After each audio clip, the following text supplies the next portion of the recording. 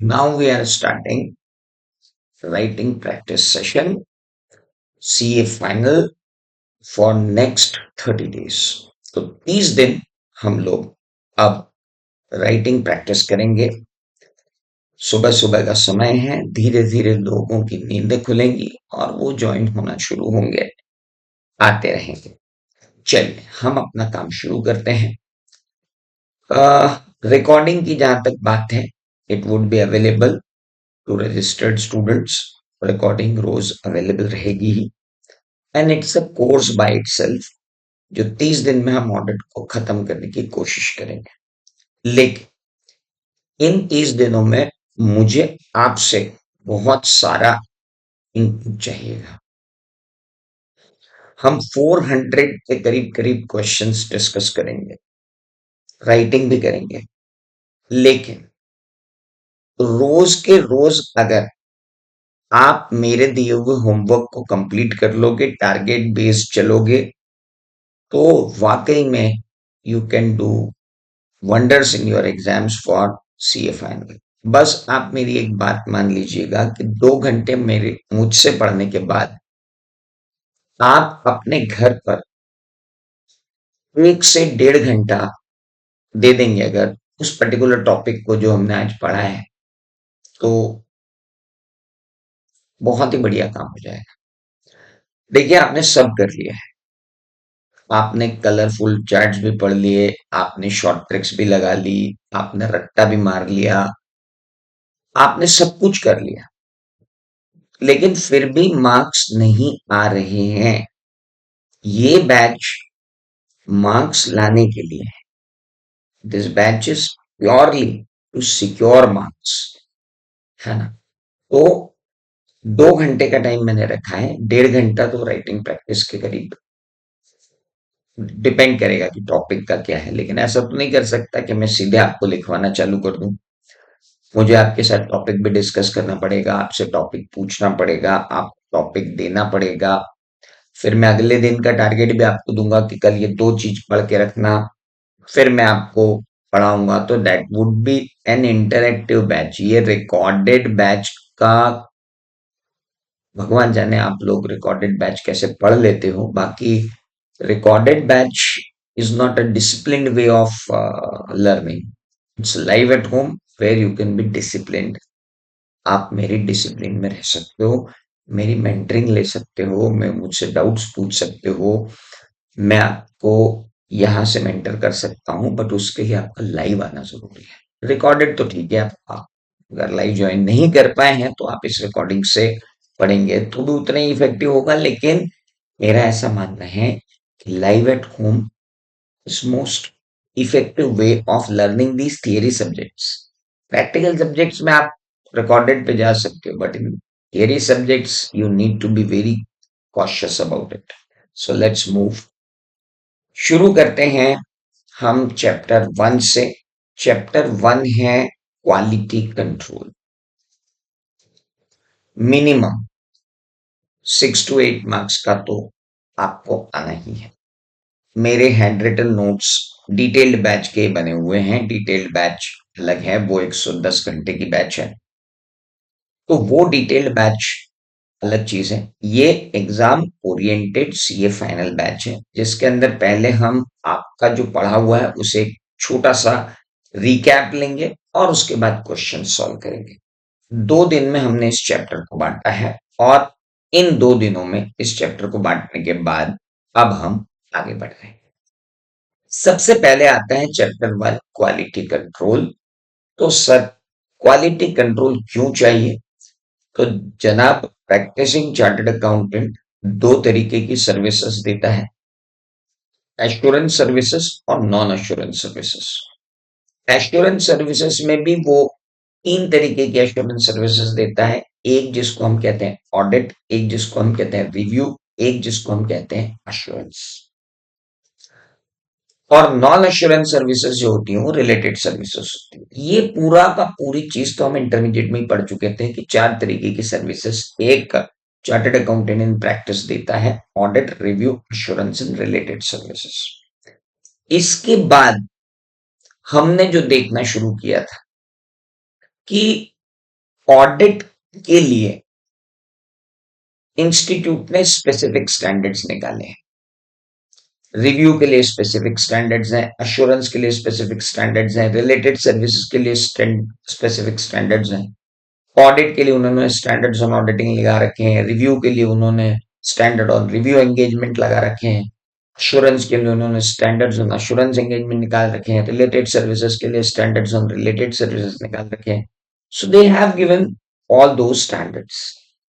But most important, in audit, they have given specific standard on quality control. That is called SQC. That is called ACID 220. Now, important is कि हम ये कह रहे हैं कि आपको ऑडिट करना है या रिव्यू करना है या अश्योरेंस करना है या रिलेटेड सर्विसेज देना है, तो आपके फर्म लेवल पर एक क्वालिटी कंट्रोल सिस्टम होना चाहिए, क्वालिटी कंट्रोल प्रोसीजर्स होना चाहिए, क्वालिटी कंट्रोल पॉलिसीज होना चाहिए, ताकि आपकी इन चारों सर्विसेज की क्वालिटी मेंटेन। लेकिन ये ध्यान रहे कि क्वालिटी कंट्रोल पॉलिसीज को ऑडिट में कैसे इंप्लीमेंट किया जाए, एक स्पेसिफिक ऑडिट में एंगेजमेंट लेवल पर कैसे इंप्लीमेंट किया जाए, उसके लिए ऐसे 220। तो SQC1 और SA220 के बीच का जो डिफरेंस है वो बहुत क्लियर है कि SQC1 is at firm level and SA220 is at engagement level, at an audit level या ऑडिट लेवल। लेकिन रिव्यू स्टैंडर्ड में ऐसा क्वालिटी कंट्रोल इंप्लीमेंटेशन का कोई स्टैंडर्ड अवेलेबल नहीं है। अश्योरेंस एंगेजमेंट में क्वालिटी कंट्रोल के लिए कोई ऐसा स्टैंडर्ड अवेलेबल नहीं है। रिलेटेड सर्विस में क्वालिटी कंट्रोल के लिए ऐसा कोई स्टैंडर्ड अवेलेबल नहीं है। हो सकता है एक MCQ आ जाए दैट एंगेजमेंट लेवल पर क्वालिटी कंट्रोल मेंटेन करने के लिए किस पर्टिकुलर क्लास ऑफ एंगेजमेंट में सेपरेट स्टैंडर्ड अवेलेबल है। The only class where a separate engagement level standard over quality is available is known as audit. Very clear. Quality से क्या होगा सर? यूजर में ट्रस्ट आएगा कि financial statement quality audit, quality review, quality assurance, quality related services से निकल कर आए। ओके, SQC1 का नाम क्या है सर? SQC1 का नाम है quality control for firms that performs audit, that performs review of historical financial information, that perform other assurance, that perform related services and engagement। नाम रटने की जरूरत नहीं है, 4 सर्विसेज ऑडिटर देता है। हम फर्म लेवल पर क्वालिटी कंट्रोल देना चाहते हैं, quality control for the firm that perform 4 type की सर्विसेज। ऑडिट एंड रिव्यू किसका होता है? हमें मालूम है, हिस्टोरिकल फाइनेंशियल इंफॉर्मेशन का होता है। अदर एश्योरेंस हम देते हैं और रिलेटेड सर्विसेज हम देते हैं। तो इन तीनों को मिला करके उसने एक नाम बना दिया जिसका नाम रख दिया SQC1। चूंकि ये फॉर्म लेवल पे है इसलिए यहां पर वर्ड क्या आ रहा है? Quality control for forms. लेकिन वहीं आप अगर जाते हो ऐसे 220 पे तो वो आता है quality control for audit of financial statement. तो दोनों में अंतर है, एक फॉर्म लेवल पर है और एक फाइनेंशियल स्टेटमेंट लेवल पर है। रटना बिल्कुल नहीं है, मैं रटने के बिल्कुल खिलाफ हूं। कोई रटना नहीं, कोई शॉर्ट ट्रिक नहीं, ना एक शॉर्ट ट्रिक काम आती है ना एक रटना काम आता है। लॉजिकली चलो, SQC1 का नाम हमें रटने की जरूरत नहीं है, क्वालिटी कंट्रोल फॉर फॉर्म्स। और फर्म क्या कर रही है? परफॉर्म कर रही है। क्या परफॉर्म कर रही है? 4 टाइप की सर्विसेज। 4 टाइप की सर्विसेज कौन सी है? Audit and review of historical financial information, other assurance and related services. And what is ऐसे 220? Quality control for audit. तो एक है क्वालिटी कंट्रोल फॉर फर्म्स, एक है क्वालिटी कंट्रोल फॉर ऑडिट।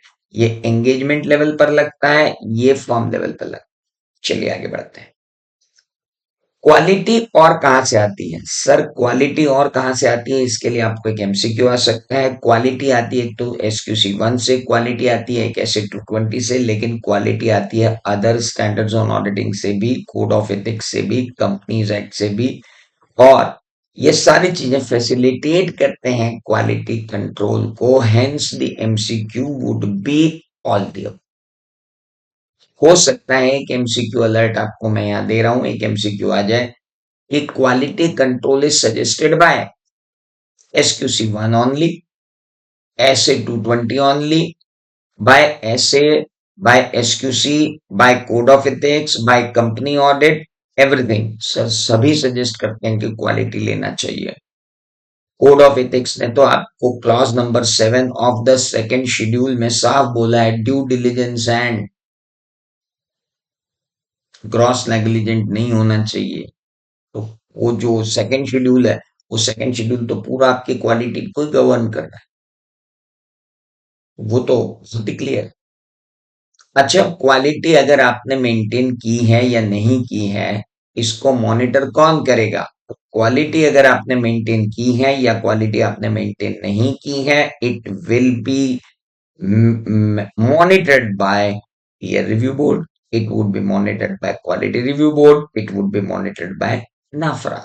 तो बहुत सारी रेगुलेटरी अथॉरिटीज हैं। इनके अलावा मैं आपको बता दूं, हमारे पास FRRB भी है, फाइनेंशियल रिपोर्टिंग रिव्यू बोर्ड, जो भी ये देखता है कि प्रॉपर क्वालिटी मेंटेन है या नहीं। Even tax audit review board भी हमारे पास है, टैक्स ऑडिट के अंदर भी रिव्यू बोर्ड हमारे पास है। तो ये आईसीआई के अंदर है दोनों, these all are under ICI. नफरा आपको मालूम है, क्वालिटी रिव्यू बोर्ड आपको कंपनीज एक्ट के अंदर मालूम है, पीयर रिव्यू बोर्ड आईसीआई के पास है। ये सारे लोग मॉनिटरिंग का काम करते हैं कि क्वालिटी मेंटेन हो रही है या नहीं। एमसीक्यू आ सकता है, क्वालिटी कंट्रोल मॉनिटरिंग एजेंसीज कौन कौन सी हैं? पीयर रिव्यू बोर्ड है, क्वालिटी रिव्यू बोर्ड है, नफरा है, FRRB है, tax audit report review board TARRB, tax audit report review board that is TARRB is also there. तो ये सारे मिलकर क्वालिटी को मॉनिटर करते हैं। अच्छा, SQC 1 और SA 220 दोनों लगते हैं फॉर्म पर। इस बात से कोई फर्क नहीं पड़ता कि फर्म का साइज बड़ा है कि छोटा है, फर्म में कितने पार्टनर हैं, फर्म लिस्टेड कंपनी का ऑडिट करती है कि नहीं करती है। भाई साहब, irrespective of your constitution of the firm, irrespective of your size of the firm, तुम प्रोप्राइटरी कंसर्न हो, तुम पार्टनरशिप कंसर्न हो, तुम LLP हो, तुम्हारे यहाँ 5 पार्टनर हैं, तुम्हारे यहाँ 8 पार्टनर हैं, तुम प्रोप्राइटर हो, इससे कोई मतलब नहीं है। तुम लिस्टेड एंटिटी का ऑडिट करते हो, तुम लिस्टेड एंटिटी का ऑडिट नहीं करते हो, it doesn't make any sense. बहुत क्लियर है, SQC 1 और SA 220 लगेंगे ही लगेंगे, इस बात से कोई फर्क नहीं पड़ता कि तुम्हारा क्या है। तो फंडामेंटली ही मैं going to ask you one more MCQ, that SQC 1 and SA 220 are applicable to partnership firms only, or firms which are giving audit of, which are conducting audit of listed entity, uh, all firms irrespective of their size and nature of constitution। तो yes, all, सभी पे लगता है। मेरा ख्याल है इस page से जितने MCQ आने थे वो मैंने आपको डिस्कस कर दिए। डायरेक्ट क्वेश्चन तो इस पर्टिकुलर पेज से आएंगे नहीं। अब चालू करते हैं SQC 1। नाम है quality control for firms that performs audit and review of historical financial information and other assurance and related services. Objective आपको बिल्कुल क्लियर है कि हर फर्म को एस्टेब्लिश करना चाहिए। जब भी आप SQC चालू करोगे बेटा, बिल्कुल ध्यान रखना कि SQC के अंदर पूरा काम जो है वो फर्म लेवल पर ही हो रहा है। Mind it very carefully while writing your answer। Whenever you are writing answer relating to SQC 1, by default तुमको अपने आंसर में लिखना पड़ेगा फर्म। अगर तुमने एसक्यूसी वन के अंदर ये लिखा कि पार्टनर शुड टेक केयर, तुम एसक्यूसी वन पर नहीं हो मेरे दोस्त, तुम पहुंच चुके हो acid 220। SQC one firm level पर लगता है। एसक्यूसी वन के आंसर राइटिंग करते समय विशेष ध्यान रखना है कि हमें फर्म वर्ड का यूज करना है, एंगेजमेंट पार्टनर का वर्ड का यूज नहीं करना है। एंगेजमेंट का यूज नहीं करना है। The word which is to be used in our writing is required what? Firm. अब मान लो उसने गलती से आपसे पूछ लिया कि objective of the SQC one क्या है, और हमने लिख दिया दैट एंगेजमेंट पार्टनर शुड, तो गड़बड़ी हो जाएगी, क्योंकि एंगेजमेंट पार्टनर लेवल पे तो ये एसक्यूसी वन है ही नहीं। This SQC one starts with firm. A firm should establish system of quality control designed to provide it with reasonable assurance that firm and its personnel complies with professional standard, complies with regulatory and legal requirement, and the report which has been issued by the firm or by the engagement partner are appropriate in those circumstances. पूरा objective हमको रटा हुआ है, पूरा objective हमको रटा हुआ है, लेकिन वहां जब लिखने जाते हैं तो बड़ी गड़बड़ हो जाती है, याद ही नहीं आता है। तो याद कैसे आएगा? रटने से थोड़ी याद आएगा। आपको रटना नहीं है, माइंड इट वेरी केयरफुली। रटना ही नहीं है। भाई ऑब्जेक्टिव क्या है? सर सीधी सी बात है, फर्म लेवल पर क्वालिटी कंट्रोल पॉलिसीज को एस्टेब्लिश करना है। फर्म लेवल पर क्वालिटी कंट्रोल पॉलिसीज को एस्टेब्लिश करना है, और ऐसी क्वालिटी कंट्रोल पॉलिसीज को एस्टेब्लिश करना है जिसके कारण फर्म जो है और फर्म में काम करने वाले उसके लोग जो हैं, उन्हें इस बात का रीजनेबल एश्योरेंस रहे कि हमने प्रोफेशनल स्टैंडर्ड्स फॉलो किए हैं, हमने रेगुलेटरी रिक्वायरमेंट फॉलो की है, हमने लीगल रिक्वायरमेंट फॉलो की है, और हमने जो रिपोर्ट दी है ना, वो एप्रोप्रिएट है उन सरकमस्टांसेस में जिन सरकमस्टांसेस में वैसी रिपोर्ट दी जानी चाहिए।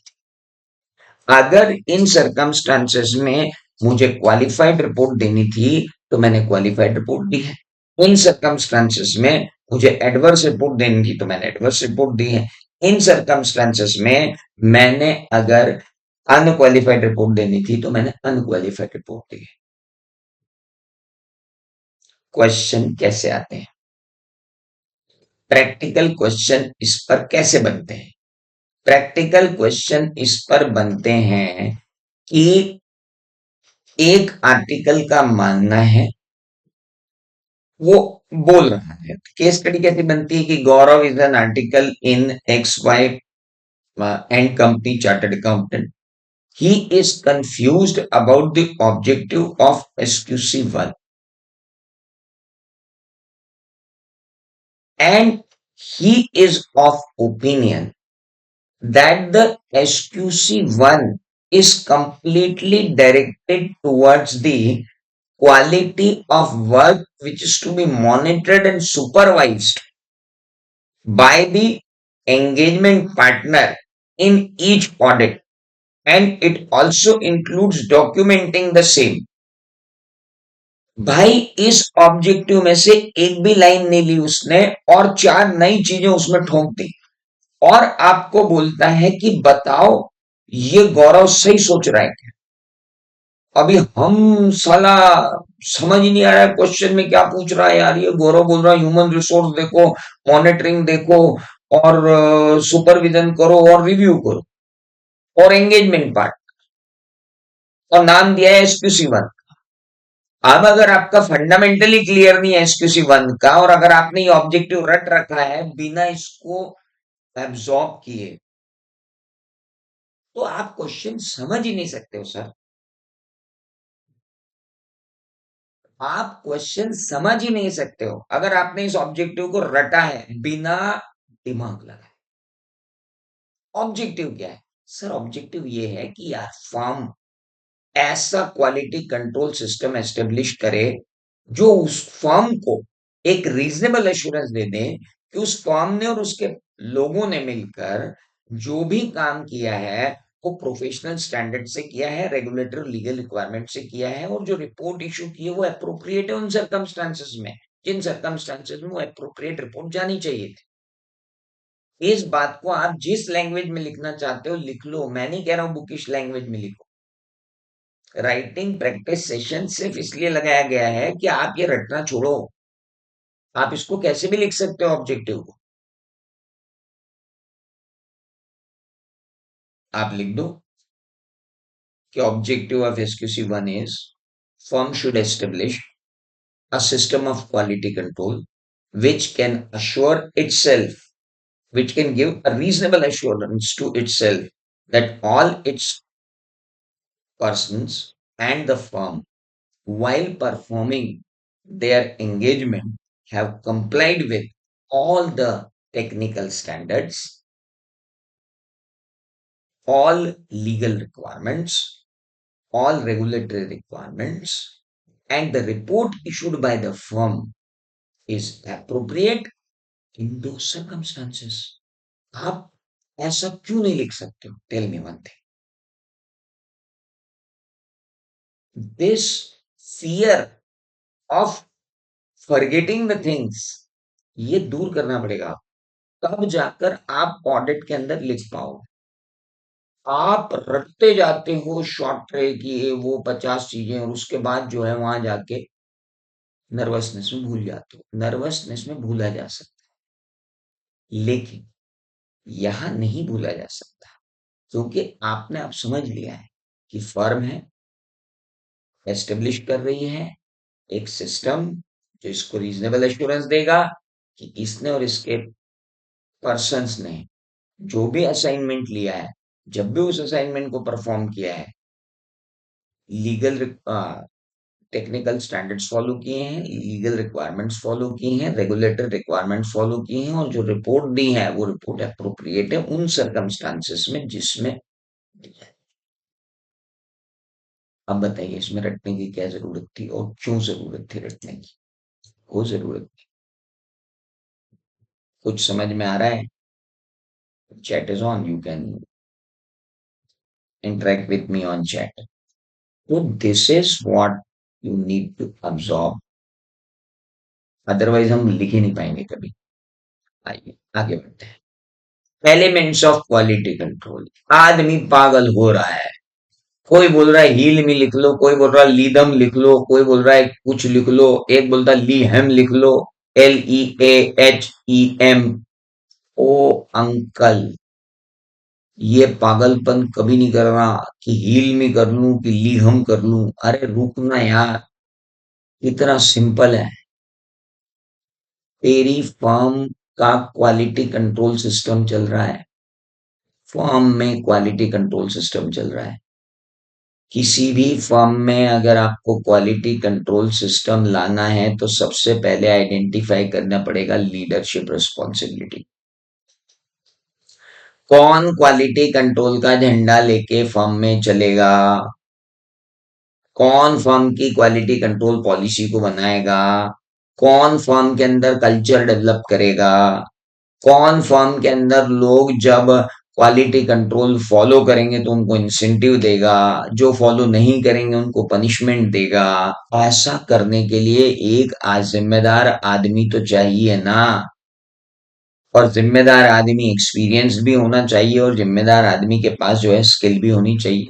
ऐसा तो नहीं हो सकता कि नया का नया नवेला पार्टनर आया, नया नया सीए बन गया, बोले तेरे को कोई काम नहीं करना है, तू जाके क्या कर, लीडरशिप संभाल। ऐसा तो नहीं हो सकता ना। इतना बेसिक कॉमन सेंस तो अपने में होना चाहिए कि लीडरशिप क्वालिटी मतलब लीडर जो क्वालिटी कंट्रोल को फर्म के अंदर एस्टेब्लिश करेगा, ऐसा लीडर चाहिए। तो एक लीडर मतलब he will be key person to maintain the quality in the firm itself.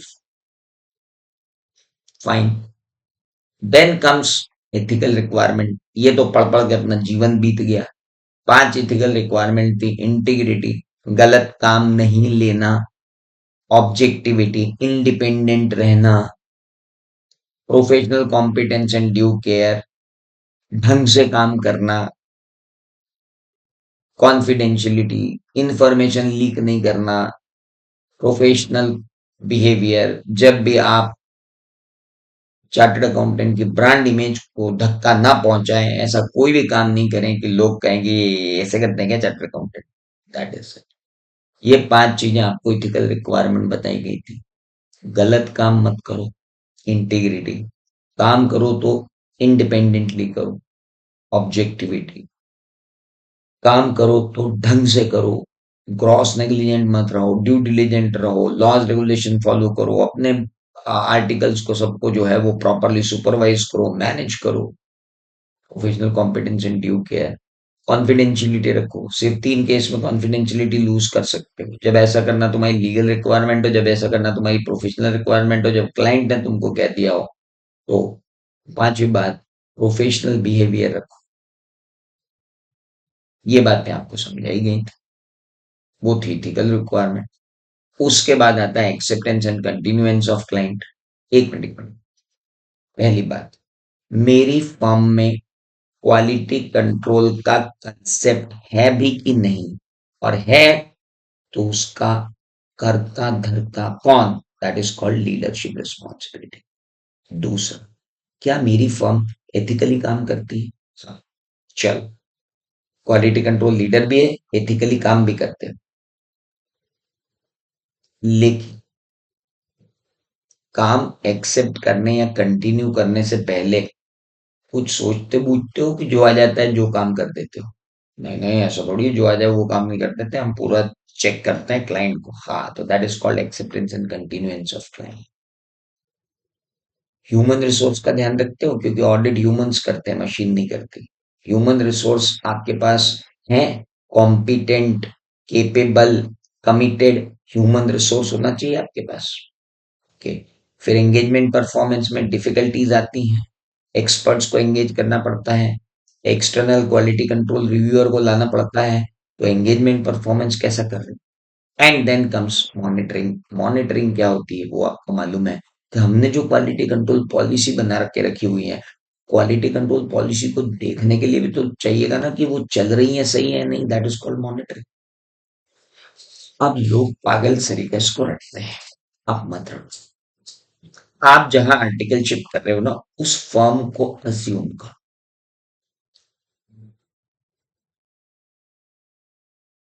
देखो सर, ये है आपकी फर्म। इस फर्म के अंदर हैं 4 पार्टनर। इन 4 पार्टनर में से एक है सीनियर पार्टनर, जो चलाएगा लीडरशिप, जो लेगा लीडरशिप रिस्पॉन्सिबिलिटी। लेकिन बाकी 4 और जितना भी स्टाफ है उनको रखना पड़ेगी, इथिकल रिक्वायरमेंट्स को कंप्लाई करना पड़ेगा। पहले तो हमने एक लीडर चुन लिया, उसके बाद हम सारे इथिकली परफेक्ट हो गए। हमारे पास काम आया, काम हमें लेना है या नहीं लेना है, ये डिसीजन भी हमें लेना पड़ेगा। काम आ गया, काम करने वाला ह्यूमन रिसोर्स हमारा प्रॉपर है कि नहीं है वो देखना पड़ेगा। अब ह्यूमन रिसोर्स जो काम कर रहा है, प्रॉपर कर रहा है कि नहीं, वो हमें देखना पड़ेगा। और ये पूरा सिस्टम जो है, ये प्रॉपर चल रहा है कि नहीं, वो देखने के लिए हमें मॉनिटरिंग करनी पड़ेगी। इसके बाद भी अगर आपको ली हेम याद करना पड़ता है या हील में याद करना पड़ता है, तो माफ करना, आप चार्टर्ड अकाउंटेंसी के नहीं, आप बीबीए के लायक स्टूडेंट हो, सीए के लायक तो बिल्कुल नहीं। अगर आपको अब भी ऑर्डर याद करना पड़े, तो आपसे बड़ा मूर्ख दुनिया में कोई नहीं, और अगर आपको कोई रटवा रहा है तो उससे बड़ा महामूर्ख दुनिया में कोई नहीं। भाई एक क्वालिटी कंट्रोल लीडर है, फिर बहुत अच्छे लोग हैं। एक लीडर है, बहुत अच्छे लोग हैं, अच्छा अच्छा काम आ रहा है, अच्छे अच्छे लोग काम करने के लिए हैं, अच्छा अच्छा काम हो रहा है, और अच्छे से मॉनिटर भी हो रहा है कि काम अच्छा हो रहा है कि नहीं हो रहा है। क्वालिटी तो होगी ना। एक अच्छा लीडर, अच्छे लोग, अच्छा क्लाइंट, अच्छे काम करने वाले, अच्छे से काम होना और अच्छे से वो सुपरवाइज होना। अब इसको अगर आपको रटना पड़े तो यार आई एम वेरी सॉरी कि आप मूर्खता कर रहे हो। लीडरशिप रिस्पॉन्सिबिलिटी है, एथिकल रिक्वायरमेंट्स है, कंटिन्यूएंस और एक्सेप्टिंग द वर्क है, ह्यूमन रिसोर्सेस हैं, they are performing the engagement and then we are monitoring it.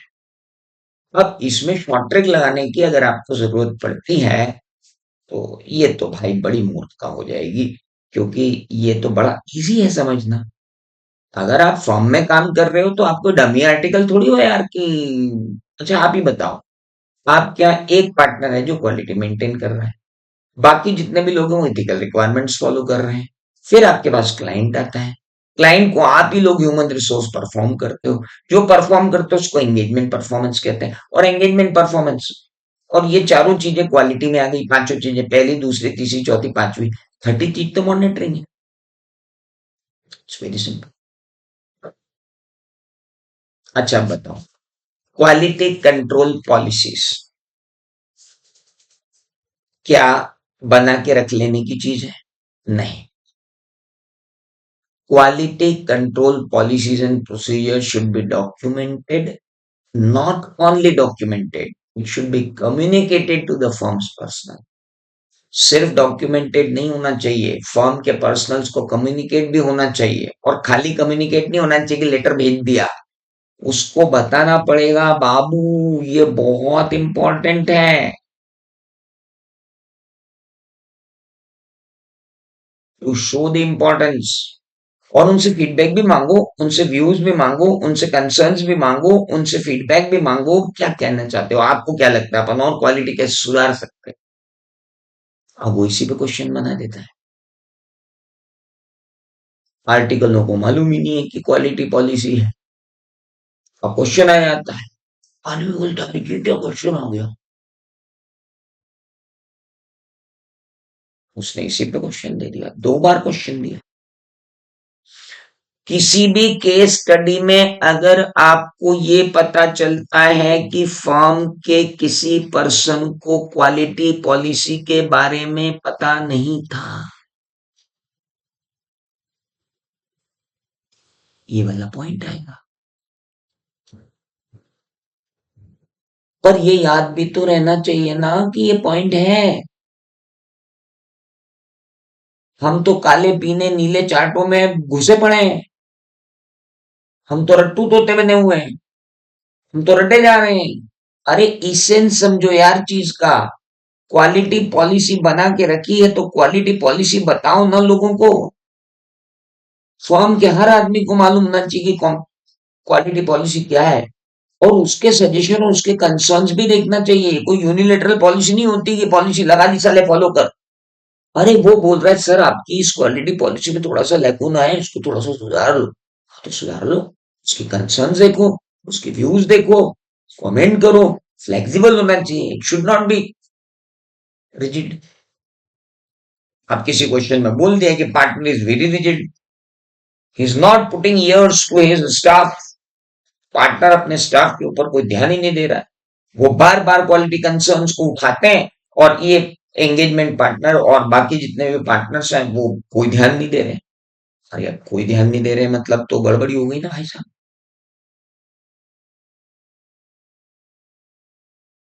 This is something which need to be focused. Okay, इस पे क्वेश्चन आ सकता है, किस केस स्टडी में इसको यूज करना है, यूज क्या करना है, इसको को रटना है क्या? सिंपल सी बात है, quality policies, quality control policies and procedures should be documented systematically, and it should be communicated to firm's personnel with a caution that quality is not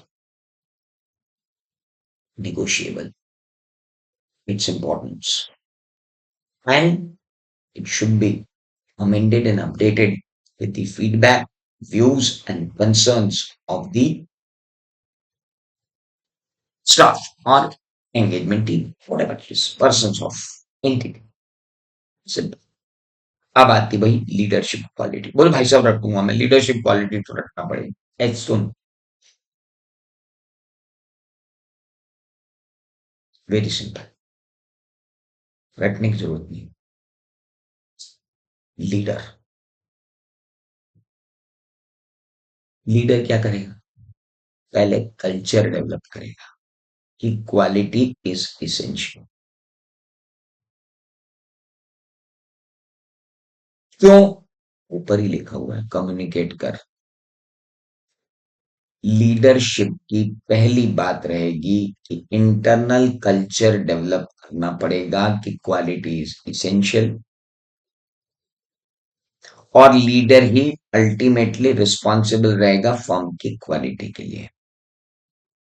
और जब लीडर को आपने रिस्पॉन्सिबल बना दिया कि अगर कोई भी क्वालिटी लैप्स हुए ना साले तो तू निपटेगा, तो उसको भी एग्जाम्पल्स देना पड़ेंगे कि क्वालिटी कंट्रोल लीडर खुद क्वालिटी कैसे मेंटेन कर रहा है। और क्वालिटी कंट्रोल लीडर को एग्जाम्पल जब सेट करना पड़ेंगे क्वालिटी कंट्रोल के, तो उसका भी एक्सपीरियंस होना जरूरी है, उसकी भी एबिलिटी होना जरूरी है, उसकी भी अथॉरिटी होना जरूरी है। और वो सबको ये कम्युनिकेट करेगा कि क्वालिटी कंट्रोल ओवरराइडिंग है, क्वालिटी कंट्रोल नॉट नेगोशिएबल है। लीडर इंटरनल कल्चर डेवलप करेगा, लीडर अल्टीमेटली रिस्पॉन्सिबल रहेगा, लीडर एग्जाम्पल सेट करेगा, लीडर एक्सपीरियंस्ड, एबल और अथॉरिटेटिव होना चाहिए, और लीडर ये कम्युनिकेट करके रखेगा फर्म में कि क्वालिटी कंट्रोल का हर जगह पर ओवरराइडिंग इफेक्ट होगा, और क्वालिटी कंट्रोल कहीं भी नॉन नेगोशिएबल है। आप भूल जाइए कि क्वालिटी कंट्रोल कहीं भी कॉम्प्रोमाइज हो सकती है। साथ ही it should be insured by the firm. एक मिनट, ये तो क्वालिटी कंट्रोल है, लीडरशिप है, लेकिन लीडरशिप का आउटकम क्या है?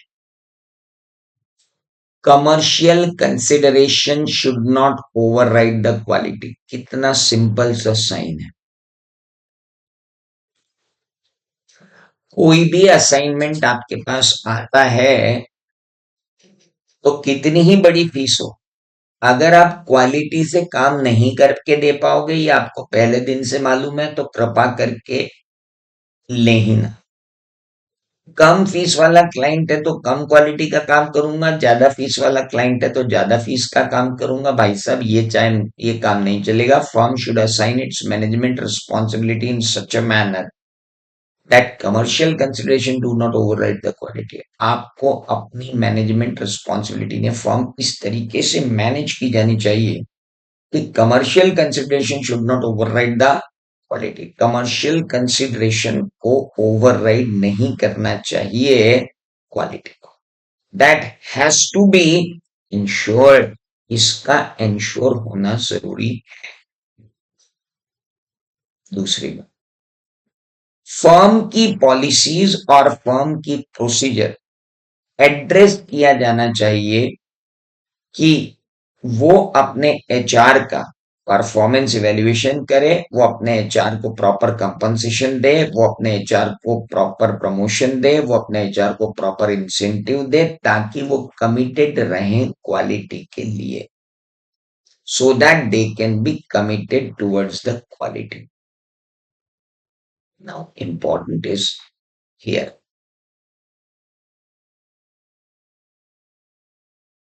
कमर्शियल कंसिडरेशन क्वालिटी को ओवरराइड नहीं करना चाहिए। ह्यूमन रिसोर्स जो है वो कमिटेड रहे, इसके लिए आपको स्टाइपेंड और सैलरी प्रोपोर्शनेट रखनी पड़ेगी क्वालिटी के।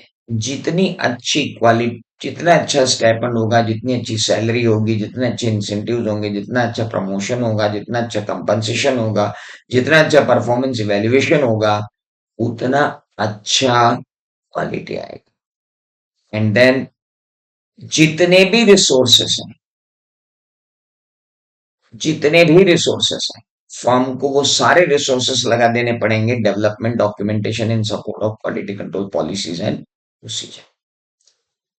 जितने रिसोर्स हैं उनको डेवलप करके रखो, कितने रिसोर्सेज लगाए हैं उनको डॉक्यूमेंटेशन करके रखो, इसलिए कि आपने क्वालिटी कंट्रोल पॉलिसीज को फॉलो किया है। यानी तीन चीजें थी, लीडरशिप रिस्पॉन्सिबिलिटी के तीन गोल्स हैं, कमर्शियल कंसिडरेशन को ओवरराइड नहीं होने देंगे, मॉनेटरी कंपनसेशन इतना अच्छा रखेंगे ताकि quality committed staff committed quality के साथ काम करे, और जितने पॉसिबल रिसोर्सेस हमारे पास होंगे वो पॉसिबल रिसोर्सेस हम लगाएंगे। इस पेज पर जितनी बातें हुई हैं इन दो पेजेस में, इन पर ढेर सारे क्वेश्चंस हैं। अभी अगला सेशन जो अपन इसी के अंदर करेंगे उसके अंदर क्वेश्चन आंसर्स देखेंगे, पर एक बार मैं आपको रिवाइज तो करवा दूं, क्योंकि मैं अगर डायरेक्ट क्वेश्चन आंसर कराने जाऊंगा ना आप, फिर यहाँ रायता फैल जाएगा। So it's very clear that ये कमर्शियल कंसिडरेशन। एथिकल रिक्वायरमेंट्स क्या हैं? बहुत सिंपल है। फर्म को एस्टेब्लिश करनी चाहिए पॉलिसी और procedure design to provide it reasonable assurance कि फर्म और उसके पर्सनल एथिकल रिक्वायरमेंट्स को कंप्लाई कर रहे हैं। अब ये तीन चीजें तो आपके जीवन में परमानेंट हो गई हैं एसक्यूसी 1, खाली ये बदलेंगे। Firm should establish policies and procedures designed to provide it with reasonable assurance that firm and its personnel comply with the ethical requirements of Code of Ethics issued by ICI. ठीक है, ethical requirement में आती है integrity, objectivity, professional competence, due care, confidentiality and professional behaviour, वो हमको अच्छे से मालूम है। हमारी पॉलिसीज और प्रोसीजर्स कैसी होना चाहिए? हमारी पॉलिसीज और प्रोसीजर इंडिपेंडेंस वाली ऐसी होना चाहिए। पहली बात तो पॉलिसी और प्रोसीजर का कम्युनिकेशन होना चाहिए कि इंडिपेंडेंस रिक्वायरमेंट क्या है। फिर ऐसे सरकमस्टेंसेस को आइडेंटिफाई करने वाली पॉलिसीज होना चाहिए जो ये पता लगा सके कि थ्रेट्स क्या है, और अगर थ्रेट्स हैं तो एक्शन लेकर उन थ्रेट्स को एड्रेस किया जा सके, और अगर थ्रेट्स को एड्रेस नहीं किया जा पा रहा है तो हम विड्रॉ कर लें एंगेजमेंट्स। अब आदमी इसको रटने बैठता है, अरे भैया इथिकल रिक्वायरमेंट्स जो भी हैं आपकी, उसके अंदर जो इंडिपेंडेंस की पॉलिसी है, पहले तो फर्म को बनानी पड़ेगी पॉलिसी और प्रोसीजर रिगार्डिंग इंडिपेंडेंस, उसे कम्युनिकेट करना पड़ेगा कि ये हमारी इंडिपेंडेंस की रिक्वायरमेंट है, और आइडेंटिफाई करना पड़ेंगे कि इस इंडिपेंडेंस को अफेक्ट करने वाले थ्रेट्स कौन से हैं, और जब अगर थ्रेट्स आइडेंटिफाई हो जाते हैं तो उन थ्रेट्स पे एप्रोप्रिएट एक्शन लेना पड़ेगा, उन थ्रेट्स को रिड्यूस करना और एलिमिनेट करना। और अगर आप रिडक्शन या एलिमिनेशन नहीं कर सकते हो एक्सेप्टेबली लो लेवल पर, तो आपको उस एंगेजमेंट से विड्रॉ कर लेना चाहिए, ये आपकी पॉलिसी होना चाहिए। It's very clear. Firm firm should establish policies and procedures related to independence, communicate the same to the firm, ensures that independence is being observed. There is a system which can recognize what kind of threats are there, and if threats have been identified, there is a policy procedure how to address those threats. And if the threats could not be reduced or eliminated at an acceptably low level, firm should withdraw from engagement. इतनी simple सी बात को रटने की जरूरत क्या है? Tell me one thing. मैं नहीं कह रहा आपको आप वैसा लिखो, पर आप ये तो लिख सकते हो that every firm should have policies and procedure to maintain the independence. This policy and procedure has to be communicated to all its staff. The quality control procedure should have should recognize what all the threats which may emerges during the audit, and if any threat emerges during the audit, The quality control procedure should address them so as to eliminate them, so as to reduce them at an acceptable level. And if it is not possible, withdraw from the engagement. अब मुझे बताओ क्या जरूरत है इस पूरी procedure को रटने की? नहीं, मैं यही रटूंगा मैं तो। क्यों रटना है ये? मैंने जो बोला सिंपल लैंग्वेज में वो भी लिख सकते हैं, उसके भी मार्क्स मिलते हैं। हम लिखते ही नहीं है क्योंकि हम ये लिख ही नहीं पाते और आधा अधूरा क्या मालूम क्या ही लिख के आ जाते हैं वहां पे। रट्टा मार के जाओगे तो थोड़ी लिख पाओगे, समझ के जाओगे तो लिख पाओगे। अब अगर कोई थ्रेड का ब्रीच हो गया तो हमने एक आर्टिकल को अपनी एंगेजमेंट टीम में डाला, वहां जाके पता लगा कि उस आर्टिकल के जो क्लोज रिलेटिव हैं वो तो फर्म में मैनेजिंग डायरेक्टर है, वो तो उस कंपनी के मैनेजिंग डायरेक्टर है, वो ब्रीच हो गया। हाँ, तो ब्रीच को इमीडिएटली रिपोर्ट करो और अप्रोप्रिएट एक्शन लो, उस आर्टिकल को वहां से बाहर करो, दूसरा आर्टिकल भेजो। सिंपल। कोई ब्रीच है, रिपोर्ट करो, एक्शन लो। हर साल एक लेटर घुमाओ फर्म में, किस किस के कितने कितने शेयर है। My daughter is in CA final enough, she has joined a firm recently. मेरे को एक दिन कॉल करके पूछती, पापा give me list of investment of yours. मैंने कहा तेरे को मेरे इन्वेस्टमेंट की क्या जरूरत है? बोले मेरे को मेरी फर्म में सबमिट करने का है। क्या आपने किन किन कंपनी के शेयर्स में इन्वेस्ट किया हुआ है?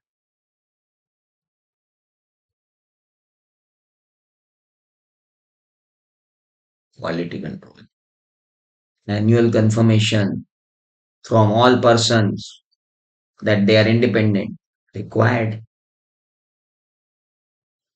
Familiarity threat has to be emphasized.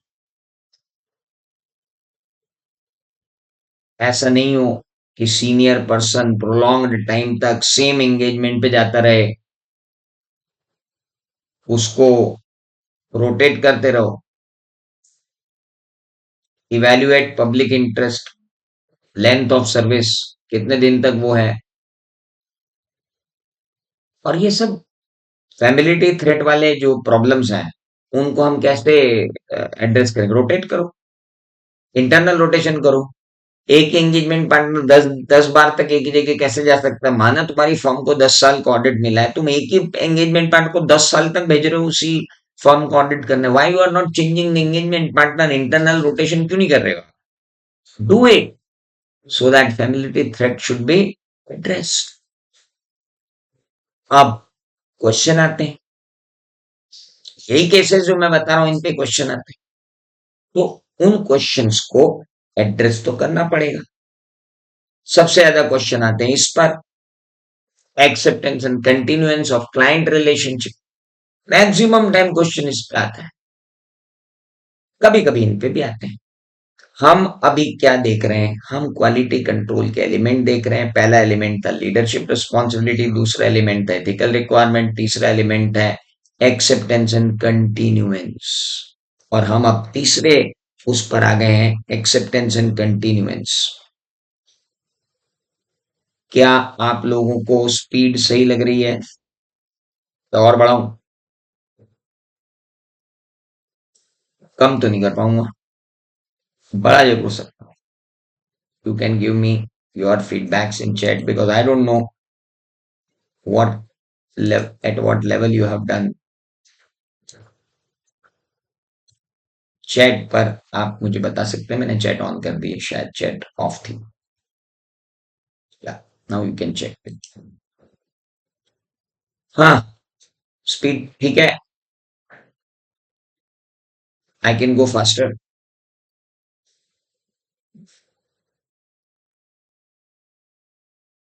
Speed is okay, maintain the same speed. बहुत बढ़िया, शानदार। नाउ अगर मेरी ये स्पीड मेंटेन करनी है तो आपको मेरे साथ बहुत मेहनत करनी पड़ेगी। रुको, आप बताता हूँ। आखिरी के 8:30 बजे से 9:15 बजे तक जो अपन करेंगे, उसमें आपका पार्टिसिपेशन ज्यादा चाहिए। 8:30 तक मैं जितनी थियरी होगी उतना करके I will switch over to the writing practice. Acceptance and continuance of client relationship. जब भी आप कोई एंगेजमेंट एक्सेप्ट करने वाले हो, वाइटल इंफॉर्मेशन निकालो क्लाइंट के बारे में, ताकि आपको ये डिसाइड करने में हेल्प रहे कि क्लाइंट की इंटीग्रिटी क्या है, हमारी कॉम्पिटेंस क्या है, और क्या हम इथिकल रिक्वायरमेंट को फॉलो कर पाएंगे। क्लाइंट की इंटीग्रिटी में 3 लोगों की इंटीग्रिटी आती है। क्लाइंट की इंटीग्रिटी अपने आप, प्रमोटर्स की इंटीग्रिटी, की मैनेजरल पर्सन की इंटीग्रिटी। खाली क्लाइंट की इंटीग्रिटी काम की नहीं है, 3 लोगों की इंटीग्रिटी काम की है।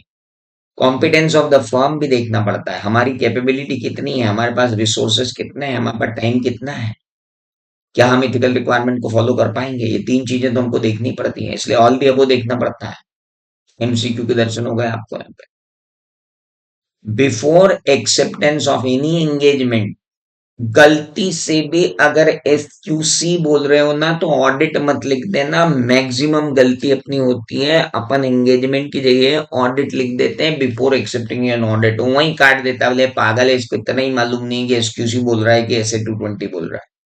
और ऐसे 220 में अगर आपने एंगेजमेंट लिख दिया तो वही नंबर काट देगा, आपके लिए बेवकूफ है साला, कुछ समझता नहीं है। भेजे में डालो। जब अपन एसक्यूसी लिख रहे हैं वहां ऑडिट वर्ड यूज नहीं करना है, ऑडिटर वर्ड यूज नहीं करना है, मेंबर यूज करो, एंगेजमेंट यूज करो। ऑडिट और ऑडिटर क्यों यूज कर रहे हो भैया, ध्यान रखो, केयर करो, क्या लिख रहे हैं अपन। मेरे प्यारे रट्टू तो please make it sure that in SQC you are not using the word audit, you have to use the word engagement. You need not to use the word auditor, you need to use the word member. Engagement partner भी बोल सकते हो, member of the engagement team भी बोल सकते हो, बोलो ना, एंगेजमेंट वर्ड यूज करो, ध्यान रखना बहुत ज्यादा। Now according to SQC 1, a firm before accepting an engagement should acquire vital information। ले लेंगे, 3 चीजें देखना है, उसकी ईमानदारी, हमारा कॉम्पिटेंस, हमारी ईमानदारी, उसकी ईमानदारी, हमारा कॉम्पिटेंस और हमारी ईमानदारी, ये 3 चीजें हमको देखना है। इसलिए हमको ये पर्टिकुलर पॉइंट दिया गया है कि acceptance and continuance of client relationship, ध्यान रखें। Okay, firm has identified some issues and still accept the engagement, it should document how the issues will be resolved।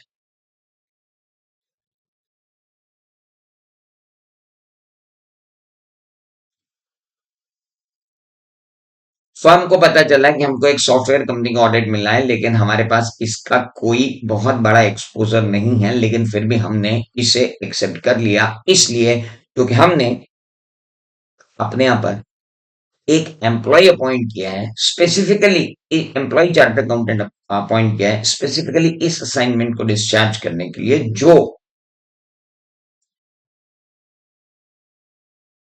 Expert की तरह एंगेजमेंट टीम में रहेगा, ताकि हमारी कॉम्पिटेंस मेंटेन हो जाए। तो ठीक है, आप डॉक्यूमेंट कर। अगर आपको कॉम्पिटेंस में कोई गड़बड़ है, रिसोर्सेस कम है, फिर भी आपने ले लिया, इंटीग्रिटी में प्रॉब्लम है, तो इंटीग्रिटी में प्रॉब्लम है तो बोला हमने उस आदमी को इस टीम से बाहर कर रखा है, ये एक तरीका हुआ। कॉम्पिटेंस में प्रॉब्लम है तो हमने कॉम्पिटेंस बढ़ा ली दूसरे लोगों को ला के। इथिकल रिक्वायरमेंट में कंप्लायंस नहीं हो रहा था तो हमने कर लिया। क्लाइंट की इंटीग्रिटी में प्रॉब्लम थी तो हमने क्लाइंट से ये बोला कि हमको जो फाइनेंशियल स्टेटमेंट बनाने वाले लोग चाहिए वो नहीं चाहिए जो आरोपी हैं। अगर आप उन लोगों से फाइनेंशियल स्टेटमेंट बनाते हो जिनके ऊपर फ्रॉड का आरोप है तो सॉरी, हम नहीं कर पाएंगे। आप पहले सर्टिफाई करके दो कि ये फाइनेंशियल स्टेटमेंट उन लोगों ने बनाया है who are not involve in fraud, we can accept it. तो ये तो अलग अलग सीन आएंगे, अलग अलग सिनेरियो आएंगे जिनमें अपन बात करेंगे। देन क्लाइंट की इंटीग्रिटी में मैं क्या क्या देखूं, और इस पे बहुत क्वेश्चन आते हैं, अरे भयंकर क्वेश्चन आते हैं, और आदमी रटे जा रहा है इसको, ओ बोलो इतने सारे रट लो रट लो। अरे रुक जा रे भाई, आराम से। क्लाइंट की ईमानदारी, पहले तो रेपुटेशन देख लो। ऐसा तो नहीं है कि ऐसा कोई सगा नहीं जिसको हमने ठगा नहीं टाइप की रेपुटेशन है इनकी। ऐसा कोई डिपार्टमेंट नहीं साला जिसने इनका रेड नहीं मारी। इनकम टैक्स इनका रेड मारा, पीएफ इनका रेड मारा, ईपीएफ इनका रेड मारा, ओ ईएसआईसी इनका रेड मार रहा है। ग्रेचुटी वालों ने आग आग लगा रखी, लेबर लॉ वाले इनका रेड मार रहे हैं, फैक्ट्री एक्ट वाले इनका रेड मार रहे हैं। ऐसा कोई कंप्लायंस नहीं जो ये कर रहे हो। फिर ऐसे क्लाइंट को लेने का कोई मतलब नहीं। ऑपरेशन क्या है, बिजनेस प्रैक्टिस क्या है, नंबर एक नंबर दो का क्या काम कर रहे हैं, एटीट्यूड क्या है, प्रिंसिपल ऑफिसर का, केएमपी का, दोस्त शायद विद गवर्नेंस का। एग्रेसिव अकाउंटिंग पॉलिसीज तो नहीं लगा रहे हैं, ऐसी अकाउंटिंग पॉलिसीज जो प्रॉफिट को बढ़ाने में सहायता करती। इंटरनल कंट्रोल लगा ही नहीं रखा हो। ऑडिटर को कह रहा है तेरे को हम कम से कम फीस देंगे ताकि तू जल्दी जल्दी भग जाए। एग्रेसिव है टू रिड्यूस द फीस। आपके स्कोप पे लिमिटेशन लगा रहे हैं। क्लाइंट मनी लॉन्ड्रिंग एक्टिविटी में इन्वॉल्व पाया गया है, क्रिमिनल एक्टिविटी के नाम में पर्चे छपे हैं उसके। और प्रीवियस ईयर फॉर्म क्यों अपॉइंट नहीं हुई वैसे? प्रीवियस ईयर वाले को क्यों भगा दिया तुमने? जरा एडीटी थ्री पढ़ के देखो रीजन क्या है। ऐसा तो नहीं दबाव वबाव बना के भगा दिया हो। सर ये तो रटना पड़ेगा। क्यों रटना पड़ेगा? बिजनेस की रेपुटेशन तो देखनी पड़ेगी। नेचर ऑफ बिजनेस देखना पड़ेगा। जो लोग हैं उनका एटीट्यूड देखना पड़ेगा। फीस पे झिक झिक तो नहीं कर रहा वो देखना पड़ेगा। स्कोप पे झिक झिक तो नहीं कर रहा वो देखना पड़ेगा। आपराधिक आदमी तो नहीं है वो देखना पड़ेगा। और प्रीवियस वाले को क्यों अपॉइंट नहीं किया ये देखना पड़ेगा। रटो। क्या रटना? मेरे पास एक कंपनी आई, एक्स प्राइवेट लिमिटेड। सर आप ऑडिट कर दो।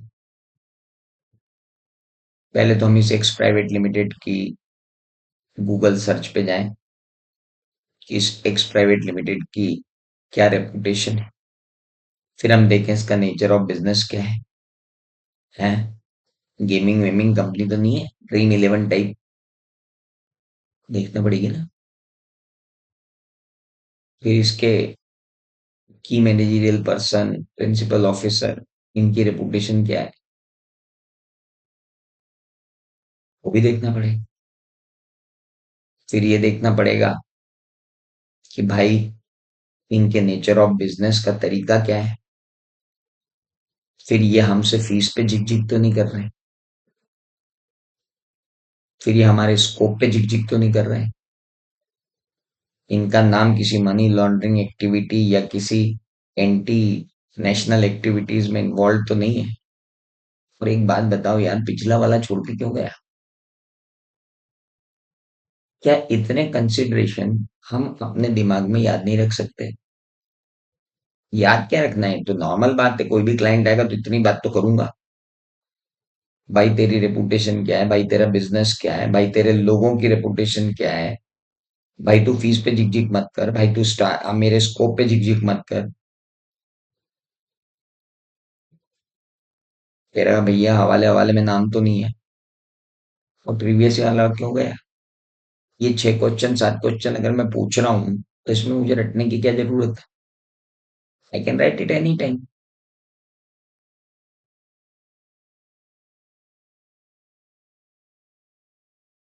फर्म एबल है कि नहीं काम लेने के लिए, अपनी कैपेबिलिटी, अपना कॉम्पिटेंस, अपने टाइम एंड रिसोर्सेस आ रहे नहीं आ रहे, ये तो देखें। Consideration of following is required. क्या फर्म के पर्सन को नॉलेज है उस इंडस्ट्री का? बोले भाई साहब एक भी आदमी को कंप्यूटर ढंग से नहीं आता और हम सॉफ्टवेयर कंपनी का ऑडिट करने जा रहे हैं, कर ही नहीं सकते। उस इंडस्ट्री का एक्सपीरियंस नहीं, उसकी रेगुलेटरी रिक्वायरमेंट का एक्सपीरियंस नहीं है। मुझे नहीं है तो ले सकते हैं क्या, मतलब अपन ऑडिट ले लें और फिर अपन बढ़ा लें? अगर हो सकता है तो कर लो, नहीं है तो मत करो।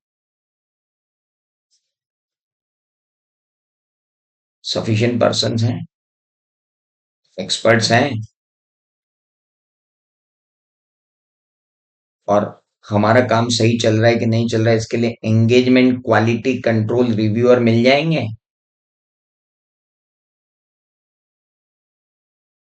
ऐसे लोग हमको मिल जाएंगे जो हमारा एंगेजमेंट क्वालिटी कंट्रोल रिव्यू कर दें।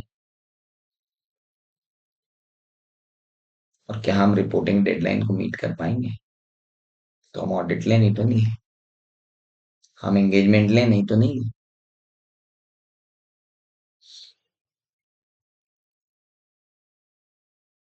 सर ये तो फिर रटना पड़ेगा। क्या रटना पड़ेगा? सर इन्फोसिस का ऑडिट तुम्हारी फर्म को मिल जाए, तुम तो बस ये एज्यूम कर लो।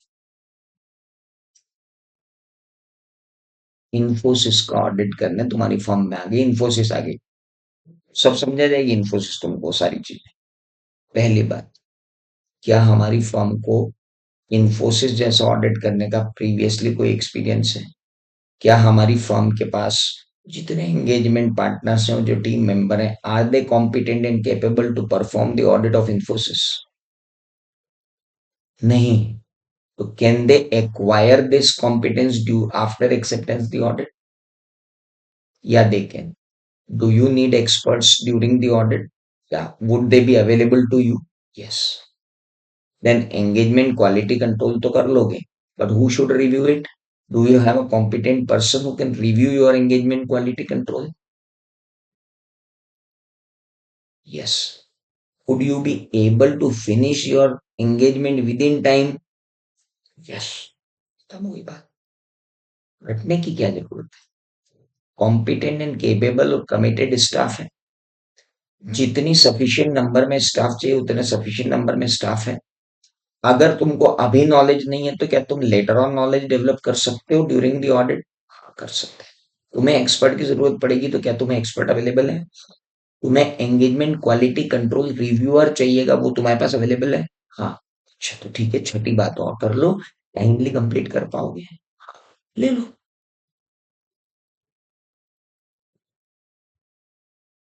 ऑडिट को हवा मत बनाओ रट रट के। नॉर्मल पार्लेंस में, कॉमन पार्लेंस में अपने ऑफिस में ऑडिट आया है यार, उसके पहले मैं 6 चीजें चेक करूंगा। पहले तो मेरी कैपेबिलिटी है कि नहीं फर्म की, वो देखूंगा। फिर जितना स्टाफ चाहिए कॉम्पिटेंट वो है कि नहीं वो देखूंगा।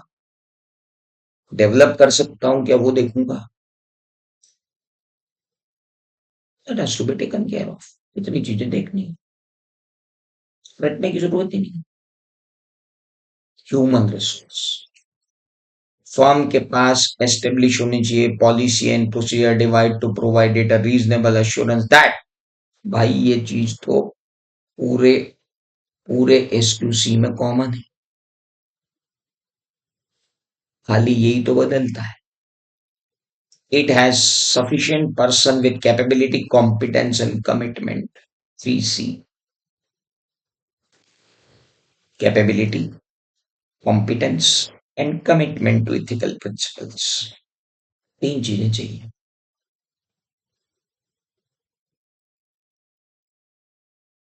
बढ़िया। इसको करने के लिए क्या चाहिए? इसके बाद तो फिर वही चालू हो गया, क्वालिटी कंट्रोल का ऑब्जेक्टिव। अब अगर किसी को प्रॉब्लम हो रही है कि यार कैसे रखूं, पगले ऑब्जेक्टिव और क्वालिटी कंट्रोल यहाँ ठोक दिया। ये दोनों चीजें तो सेम ही रही, खाली यही तो बदला। इतनी अक्ल अगर आप में आ गई तो आपको ऑडिट रखना नहीं पड़ेगा।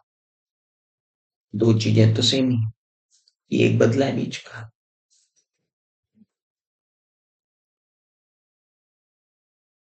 इसके बाद उन्होंने दिया हुआ है, पहले एप्लीकेशन मंगवाओ, उन्हें अपॉइंट करो, उनका कंपनसेशन डिटरमाइन करो इतना कि वो ढंग से काम कर सके, उनकी ट्रेनिंग करो, और खुद अपना डेवलपमेंट मत देखो, उनका भी कैरियर डेवलपमेंट देखो, उनके भी प्रमोशन करो, उनकी भी पर्सनल नीड का ध्यान रखो।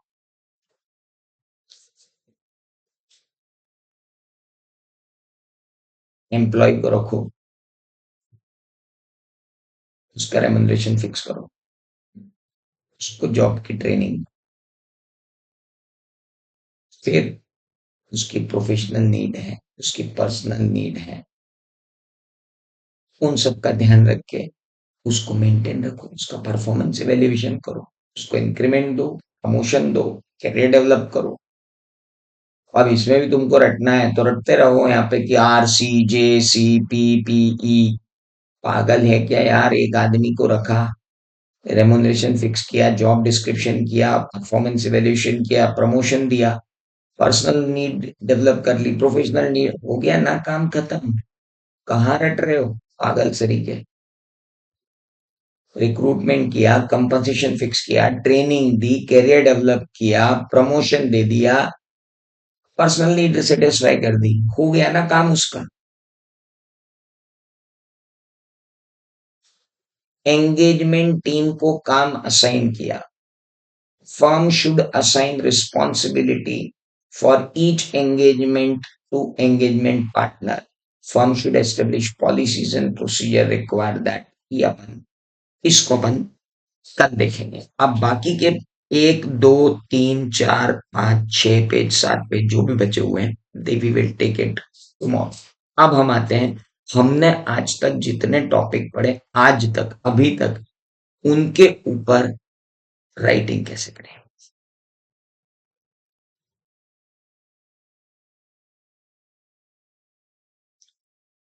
पहला क्वेश्चन,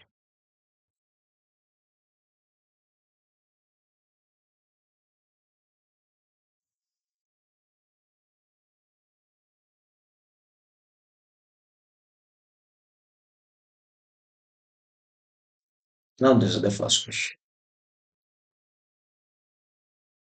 क्वेश्चन करने से पहले आपको मैं ये बता दूं कि क्वेश्चन लिखना इतना इंपॉर्टेंट नहीं है जितना इंपॉर्टेंट क्वेश्चन को पढ़ना है।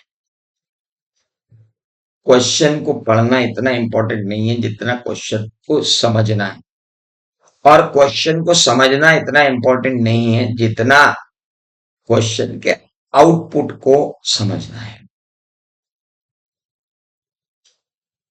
क्या चाहता है। मैक्सिमम गलतियां पूरा क्वेश्चन पढ़ने के बाद लास्ट की 2 लाइन नहीं पढ़ने से होती। राइटिंग प्रैक्टिस सेशन शुरू हो गया आपका।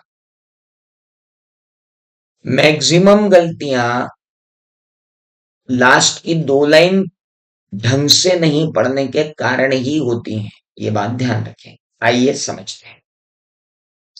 MBA एसोसिएट एक पार्टनरशिप फर्म है चार्टर्ड अकाउंटेंट की, जो एस्टेब्लिश हुई थी 7 साल पहले। फर्म को नए क्लाइंट मिल रहे हैं और ऑफर हो रहे हैं नए engagement with existing client.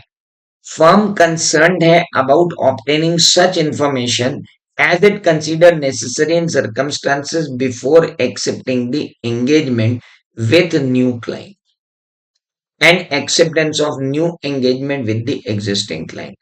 The firm is looking to work with only selected client to adhere the quality control standard. Guide MB and associate about the matter to be considered with regard to the integrity of a client as per requirement of SQC1। अब मेरे बेटे, अपन ने client acceptance में कितनी सारी चीजें पढ़ी। Client का एक्सेप्टेंस में अपन ने कितनी सारी चीजें पढ़ी, लेकिन उसने क्या बोला, मुझे सिर्फ क्या दो।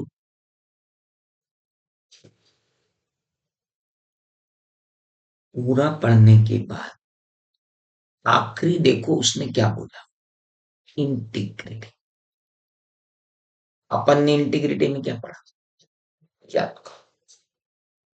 अकॉर्डिंग टू SQC1 लिखेंगे पहले। ये तो अब आपको बताने की जरूरत नहीं है, बचपन से आपको बता दिया गया है कि प्रोविजन, कोरिलेशन और कंक्लूजन, ये 3 पार्ट होते हैं आपके स्टैंडर्ड, आपके आंसर के। हम्म, अब इंपॉर्टेंट ये है कि लिखना क्या है ये अपने को पता चल गया। पहली स्टेप क्वेश्चन पढ़ना, दूसरी स्टेप उसका आउटपुट, उसके आउटपुट को 2 बार पढ़ना। क्वेश्चन भले ही एक बार पढ़ो, आउटपुट 2 बार पढ़ना कि पूछा क्या है। गाइड, गाइड करो तो आपकी टोन गाइडेंस वाली होनी चाहिए। गाइडेंस वाली भी कोई टोन होती है क्या? बिल्कुल होती है। Guide and be an associate about the matter considered with regard to integrity of the client as per the requirement of SQC1। क्या लिखूं सर? क्या क्या लिखूं? क्या लिखना चाहूँ? According to SQC1। सर मेरा है ना, टाइम कम पड़ जाता है, तो एक काम कर, ये क्वेश्चन नवंबर 19 या मई 19 में 5 नंबर का, 5 नंबर पे तू लगा ले 1.5 टाइमर। 7.5 मिनट के अंदर तेरे को क्वेश्चन पढ़ने का भी है और लिखने का भी है। तू 2 मिनट से ज्यादा क्वेश्चन को पढ़ने में लगा नहीं सकता भाई। चल 2.5 मिनट लगा ले। तो अब तेरे पास 5 मिनट है इस क्वेश्चन को लिखने, सोचने और फ्लोट करने के लिए। अगर मेरी इस टेक्निक पे आप चले गए तो आप पेपर को 10 मिनट पहले खत्म करके बाहर आ जाओ। आप मेरी बात समझ रहे हो? आप मेरे इस फॉर्मूले पे चलो। 5 जितने मार्क्स हैं मल्टीप्लाइड बाय 1.5 कितना हुआ? 7.5।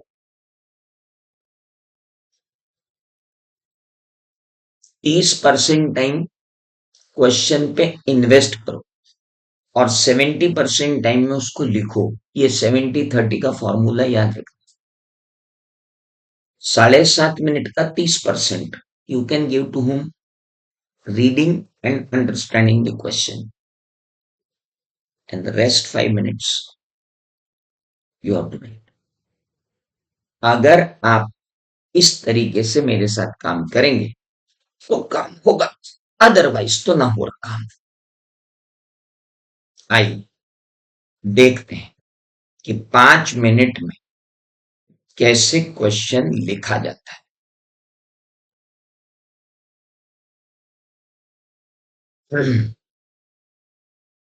I have to start it for timer for 5 minutes।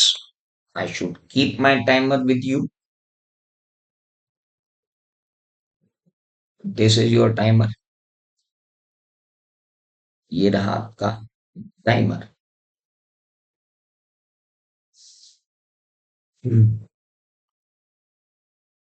Should keep this timer before you and start this।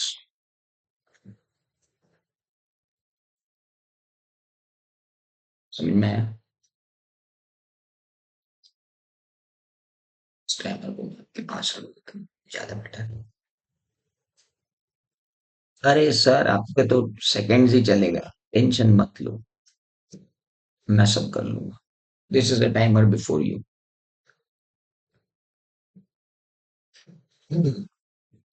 हो जाओ शुरू। मुझे तो 4.5 मिनट में ही लिखना है। कैसे लिखेंगे? According to SQC1। पहली बात तो ये बताओ कि उसने SQC1 पूछा था कि SC220। SQC1 according to SQC1 quality control for forms. पूरा नाम लिखना पड़ेगा। क्या नाम है? बताओ नाम क्या है? Quality control for firms that performs audit and review इसका of historical financial information review, sorry, assurance engagement and related services.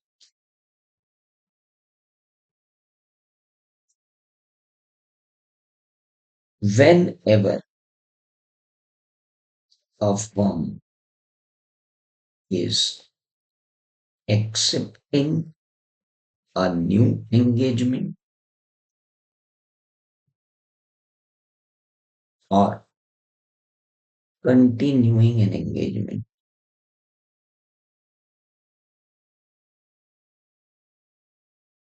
it should have policies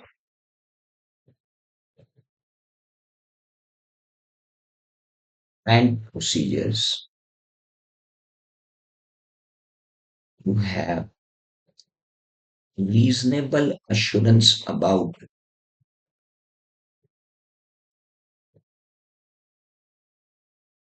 what reasonable assurance about integrity of तीन लोग देखे थे क्लाइंट प्रिंसिपल ऑफिसर्स और owner की managerial person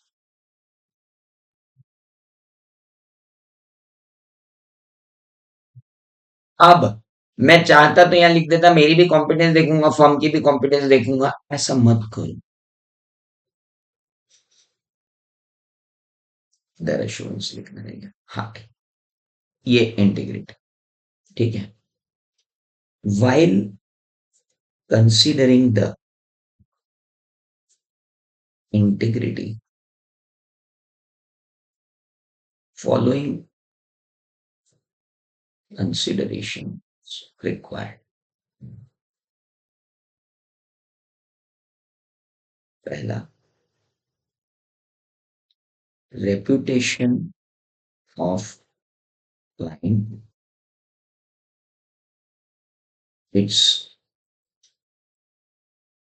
principal officers nurse came please दूसरा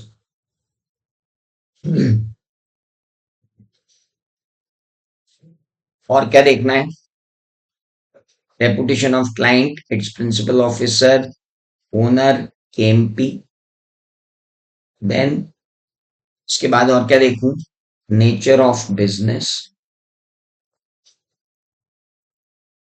याद करो आप याद दिलाओ मेरे को नेचर ऑफ बिजनेस के बाद क्या देखूं एटीट्यूड ऑफ की managerial person towards aggressive accounting policies मेरे आपसे बात करने के चक्कर में 1 मिनट कम पड़ गया चौथा मैं क्या देखूंगा नहीं चौथी चीज मुझे क्या देखनी है और what else I required attitude हो गया then why previous year auditor ये तो सबसे आखिरी में आना था हैज बीन नॉट अपॉइंटेड ये तो सबसे आखिरी में आना था यहाँ क्यों आ गया चलो आपने बोल दिया तो ठीक पांचवा एनी रिस्ट्रिक्शन और negotiation aggressively to lower the fees fees पे झिकझिक छठा any restriction on scope of engagement audit ना लिखें अगर ऑडिट है तो ऑडिट लिखें क्वेश्चन में और अगर एंगेजमेंट है तो एंगेजमेंट लिखें ऊपर हमको बोला गया था नया क्लाइंट आया है इंफॉर्मेशन ले रहा है circumstances before accepting an engagement with the new client कहीं भी ऑडिट वर्ड यूज नहीं किया है तो हम भी ऑडिट वर्ड यूज नहीं करेंगे why previous year member Why previous year CA member has not been appointed? Any, yeah, why predecessor has not been appointed? Right word, predecessor has not been appointed. Any restriction, aggressive fees, restriction on scope engagement, and इसके अलावा any involvement of client or promoters or KMPs in money laundering or criminal activities.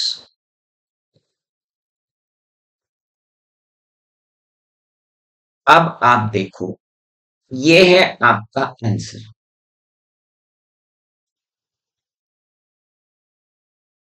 4 minute में आराम से complete होता है। अगर आपने अपने फ्लो में लिखा, मैं तो आपसे पूछता जा रहा था तो मैं रुकता जा रहा था, बताओ आगे क्या है, बताओ आगे क्या है, बताओ आगे क्या है। But when you write it, you will go and complete it within 4 minutes, 5 minutes, 5 minute के अंदर आराम से कंप्लीट हो। समझ में आया? That tone has to be set. अब मेरी टोन क्या है? मैं गाइड कर रहा हूं। मेरे गाइड करने की टोन क्या है? While considering integrity, following consideration required, ये मेरी गाइडेंस देने की टोन है।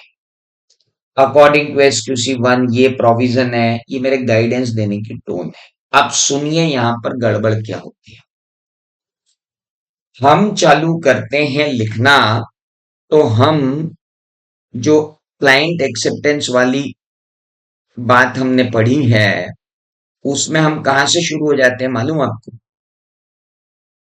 हम ये तो लिखते ही हैं, साथ में ये भी लिख देते हैं, ये भी लिख, और फिर ये भी लिख देते हैं, और फिर ये लिखते हैं। भाई साहब, जब लिखने की जरूरत ही ये थी, तो आप फालतू की चीजें क्यों लिख रहे हो? लिखना ही नहीं आप फालतू की चीज। चलिए अगले क्वेश्चन पे चलते हैं। Next question, next question is MNP एक फर्म है।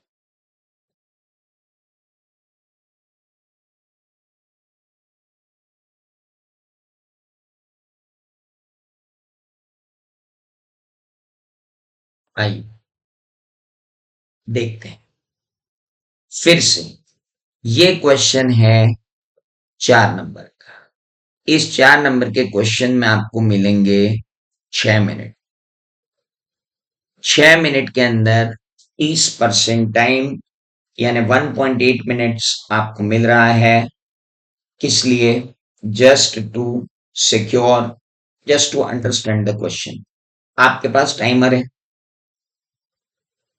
एक काम करो, मैं जब क्वेश्चन को पढ़ना चालू करूं और समझना चालू करूं, आपकी स्टॉप वॉच आप चालू कर लो, कोई भी एक बंदा। मैं आपसे पूछूंगा कितने मिनट में हमने इसको पढ़ के समझा, है ना? उसके बाद फिर टाइम स्टॉप चालू करना, फिर अपन लिखना चालू करेंगे। ये क्यूरेटेड अप्रोच आपको रखनी पड़ेगी।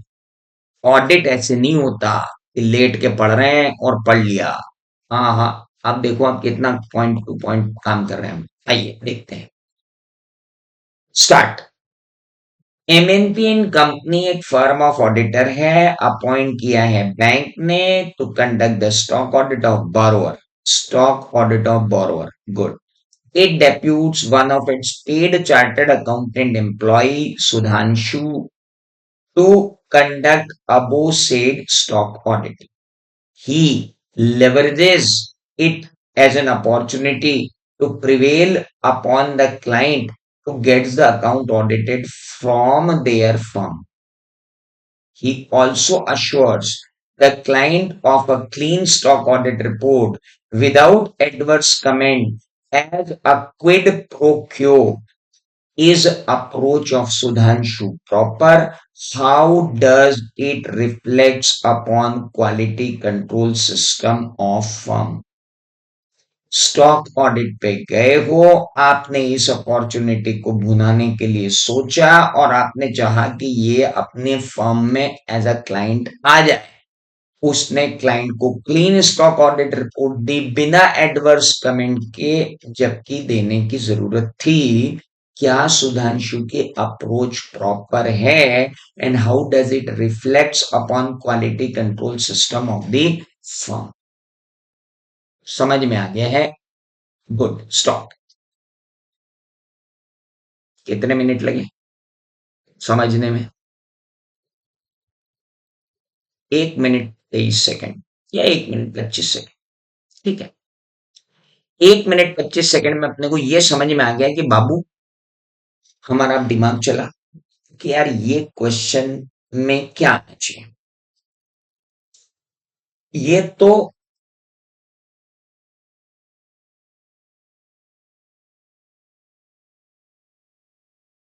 अपनी क्वालिटी को कॉम्प्रोमाइज कर रहा है over commercial consideration.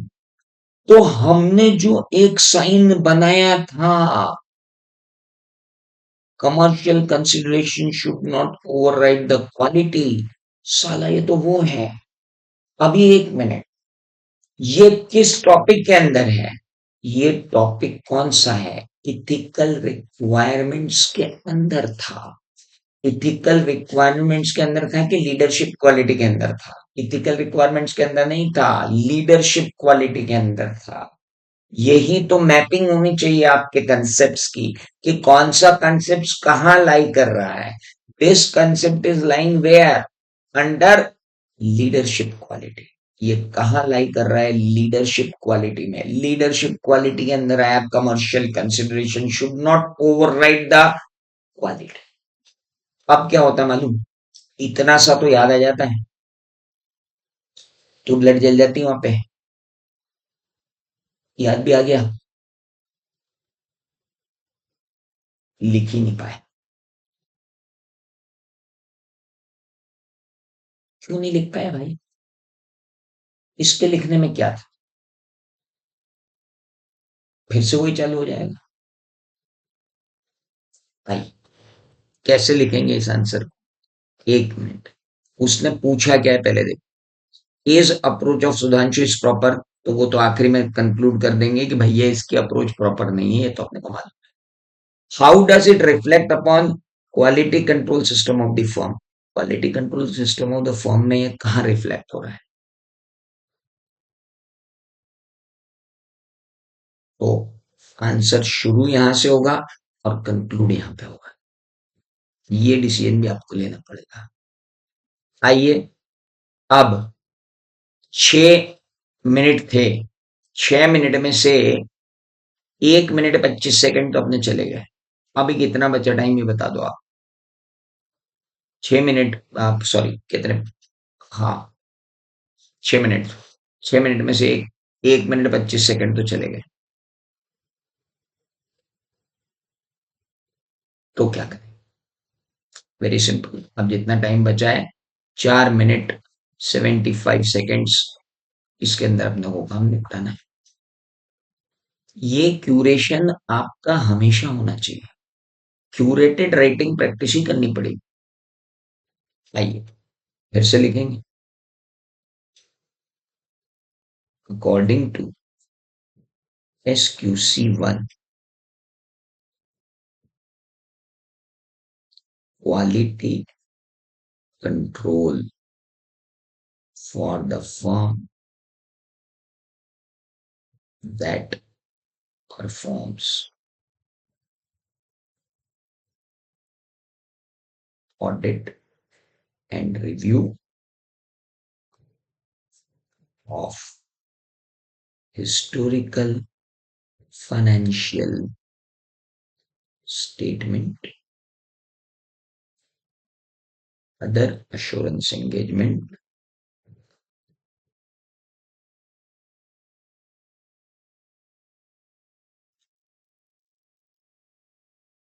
related services.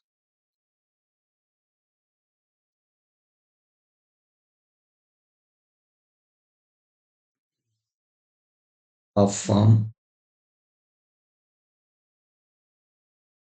should establish policies and procedures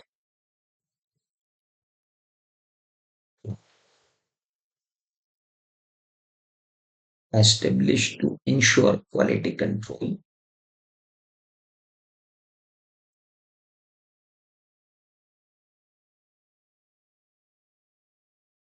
Such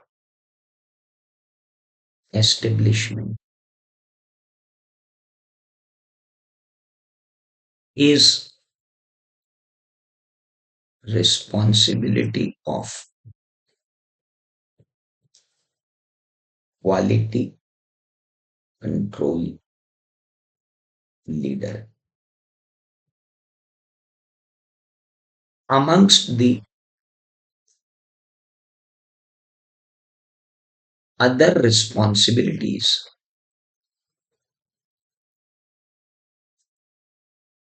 of quality control leader,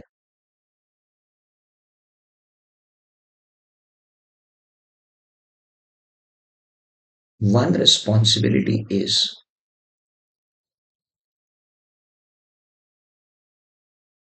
to formulate, document, and properly communicate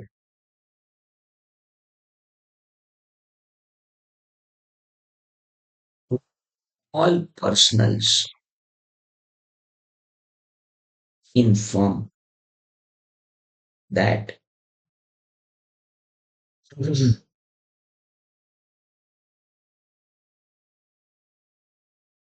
when accepting and continuing with any engagement, whatever be the commercial consideration,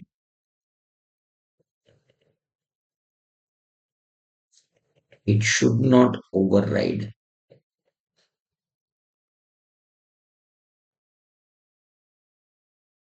the quality. Quality is non negotiable,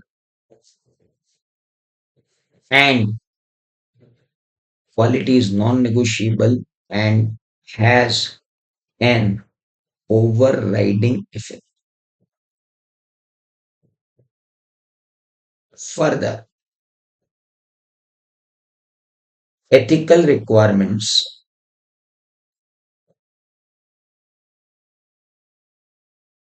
should be ensured while performing engagement.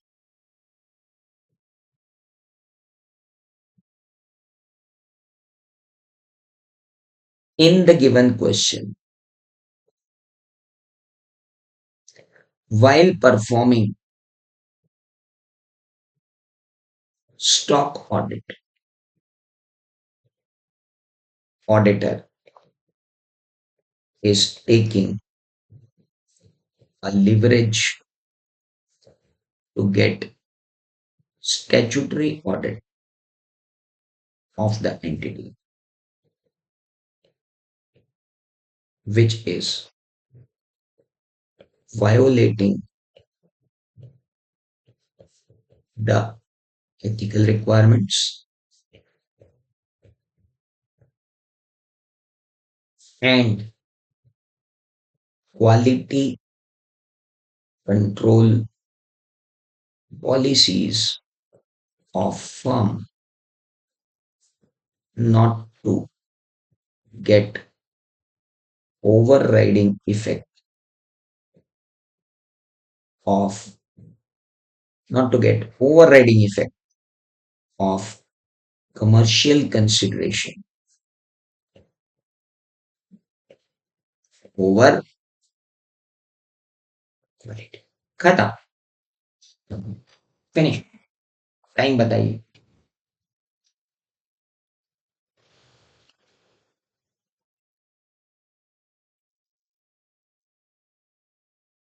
This is your answer. Total time कितना लगा हमको? 6 minute पढ़ना और लिखना। You have to finish it within 6 minutes. अब आप जब टीवाईयू देखते हो और टीवाईयू के आंसर देखते हो तो टीवाईयू के आंसर में इतना सारा लिखा हुआ थोड़ी मिलेगा आपको आपके मॉड्यूल में। आपके मॉड्यूल में तो 2-4 लाइन देख के छोड़ दी उसको। आप वो क्यों पढ़ते हो? आप वो लिख के आओगे तो आपको नंबर नहीं मिलेंगे, फिर आप बोलते हो कि हमने तो मॉड्यूल में जो लिखा वो नंबर नहीं दिए। आप मॉड्यूल में जो दिया है वो थोड़ी है, आपने जो पढ़ा है उसके ऊपर आपको आंसर लिखना है माय डियर। मॉड्यूल में टीवाईयू का आंसर जो दिया है अगर वो आप देख लो अभी जाके, तो ये टीवाईयू का आंसर तो 4 लाइन का भी नहीं है।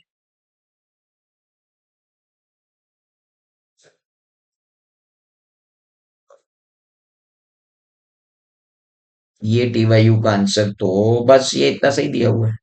आप क्या करोगे इसका?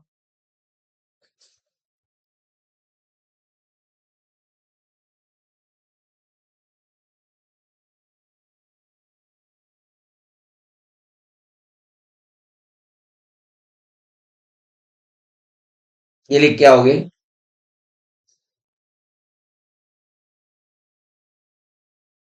कुछ नहीं मिलना है। एक नंबर नहीं देगा वो आपको इसमें।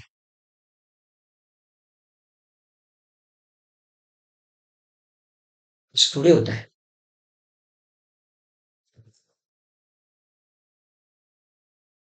कुछ समझ में आया?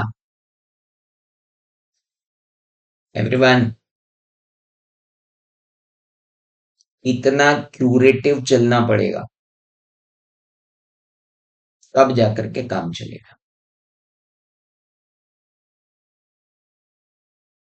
तीसरा question, ABC an associate chartered accountant has a policy to accept the client wherein the risk evaluation is conducted with response to company and the promoter. XYZ Limited approaches to ABC and associate promoter. XYZ Limited is a close associate and family friend of a familiarity threat, managing partner of ABC and associate.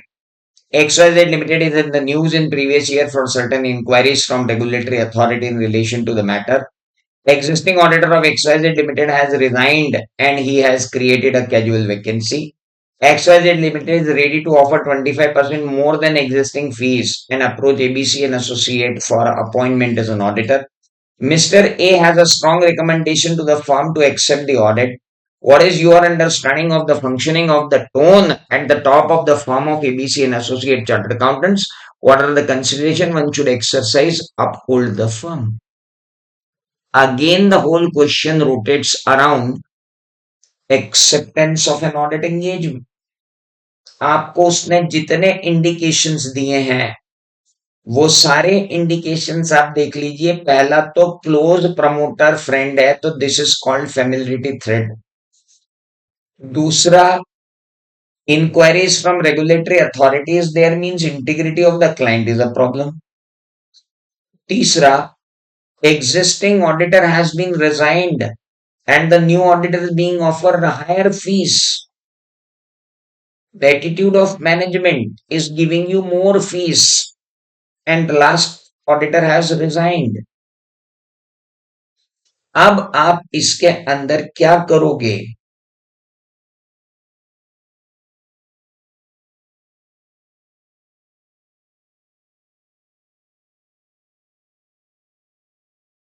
क्या लिखोगे? इनके suggested answer पे तो गए तो हो गया कल्याण। अपने को सबसे पहले लिखना है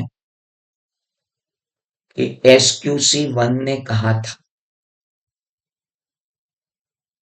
कि जब भी आप किसी एंगेजमेंट को लो, आपको क्लाइंट की इंटीग्रिटी देखनी है, अपनी इथिकल रिक्वायरमेंट देखनी है।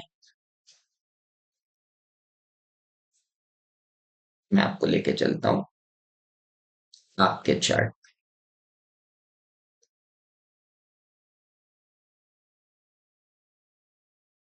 ये पूरा चार्ट पहले बनाना पड़ेगा। उसमें बताना पड़ेगा कि हमारी इथिकल रिक्वायरमेंट्स कंप्लायंट नहीं हो रही है क्योंकि हम फैमिलिडिटी थ्रेट में, क्लाइंट की इंटीग्रिटी डाउटफुल है क्योंकि न्यूज इंफॉर्मेशन। ये तो ठीक है, कॉम्पिटेंस ऑफ द फर्म तो लिखने में आ ही जाएगा।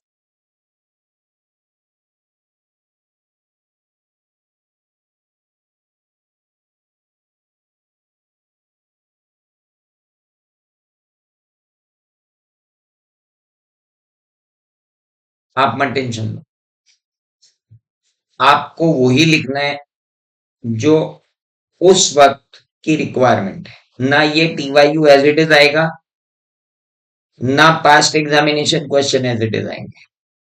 ऑडिट के अंदर सबसे बड़ी लफड़ाई है कि ना पास्ट एग्जामिनेशन क्वेश्चन आते हैं, ना टीवाईयू टीवाईयू ऐसे कुछ आते हैं।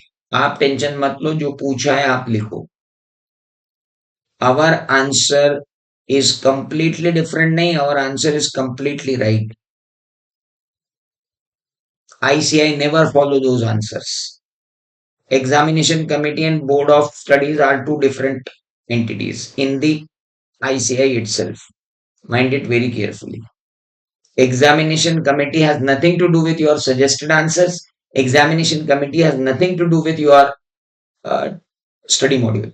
They have their own set of answers and they never disclose it to anyone. Mind it very carefully. You have to understand the logic and then you have to answer.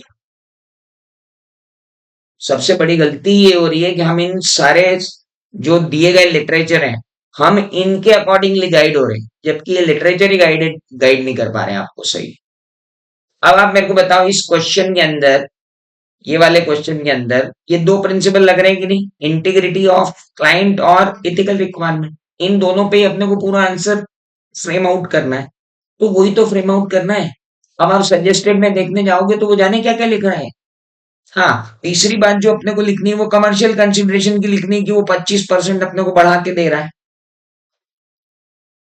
Commercial consideration should not B override, वो भी थोड़ा सा अपने को point डालना है। तो मैं क्या कह रहा हूं कि आप अपने दिमाग में सारी चीजें रखो और सबको कोलेट करके एक जगह लिखो। That is the only key to success. Mugging these answers and rewriting these answers in the same fashion and not getting marks and getting frustrated and going to Jantar Mantar that ICI is not doing it. ICI is guiding you, dear, conceptually. But you chose to mug it up. You are in CA final, becoming chartered accountant next year.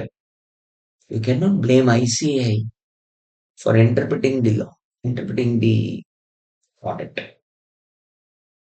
Hope you understand what this writing practice session means. मुझे आपको सिखाना है। अब आज आपकी duty बनती है कि मैंने आपको आपके